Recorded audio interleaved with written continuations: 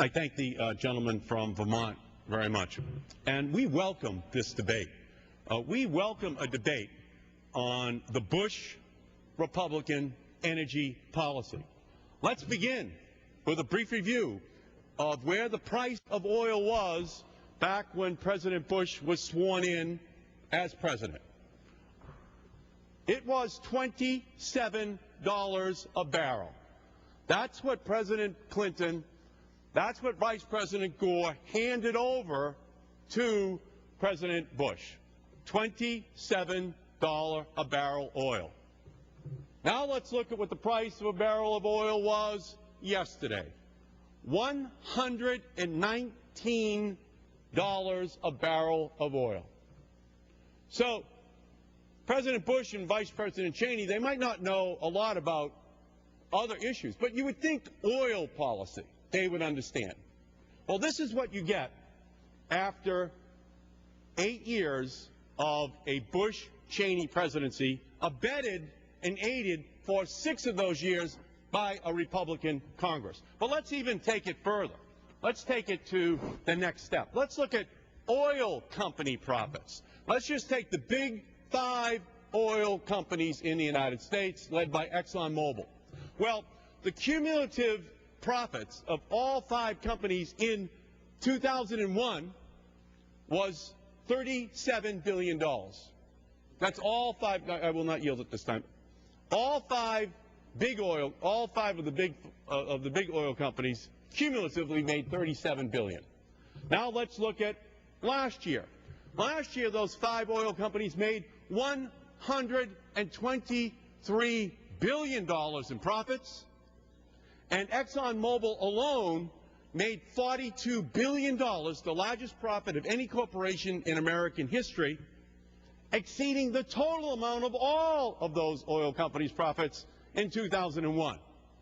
So what has happened after 8 years of the Bush-Cheney administration is that they've allowed big oil and OPEC to take the American consumer, tip them upside down at the gasoline pump every single day, shaking money out of their pockets, and looking over at this strategic asset that was built by the American people, the Strategic Petroleum Reserve, which now has 700 million barrels of oil in it. And I'm going to continue to speak, thank you. And as the American people say to the President, please deploy this weapon which the American people have to protect the American economy and the American consumer, and stop buying oils. By the way, the Bush administration continues to buy 70,000. Could I ask the gentleman for 2 additional minutes? I yield 2 additional minutes. I thank the gentleman. The Bush administration continues to purchase 70,000 barrels of oil a day from big oil and OPEC. They're doing it today, buying it at $119 a barrel. Buying it today, even though it makes no economic sense. We shouldn't be contributing to this speculation, which is driving up the price of oil. Instead, what the Bush administration should be doing is taking some of that Strategic Petroleum Reserve, 700 billion barrel asset, and beginning to deploy it as a weapon against the speculators who are driving the price of oil up and driving our economy into the ground. The Bush administration won't do either. They won't stop buying oil at $119 a barrel, and they won't, at the same time, use this asset now that's supposed to be there to protect the health of the American economy, deploying it in a way which will, I tell you, it will prick the speculative bubble almost immediately and begin to drive down the price of oil.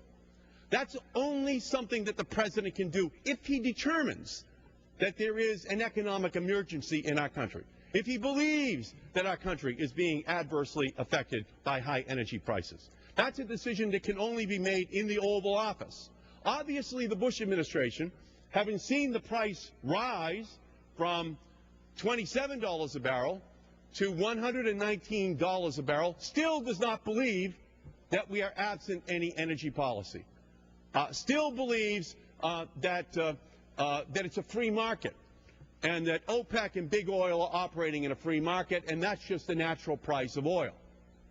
But here's the interesting testimony before the Select Committee on Energy Independence last week. When I asked these, could I have one additional moment? One additional minute. The gentleman's recognized. When I asked the chairman of Exxon, the number 2 executive at ExxonMobil, what he was doing with his $42 billion worth of profits last year in terms of investing in renewable energy resources, the CEO said that he was going to invest $10 million in renewable energy resources. $42 billion worth of profit, $10 million going into renewable energy resources. When I said to him, you know, the Bush administration and the Republican Congress gave you $18 billion worth of additional tax breaks 3 years ago. And now at $119 a barrel, you don't need them anymore. Can we take those and give them as tax breaks for renewable energy resources? All of the oil executives said, no, we want the tax breaks. We don't want that to go over to renewables. And secondly, we love our profits and we're not going to invest them in renewables. Well, that is a recipe for continued abject, 30 additional seconds if you have it. That is a recipe for continued abject subservience to this oil industry and to OPEC. The president has to get aggressive on deploying the Strategic Petroleum Reserve, stopping his policy of buying $119 a barrel oil, 70,000 barrels a day from OPEC and big oil. And secondly, we need a new policy of getting aggressive on renewable energy, which the Republican majority for 12 years and the Bush White House has turned a blind eye to, and that is why we are in the mess that we are in today. I thank you, gentlemen.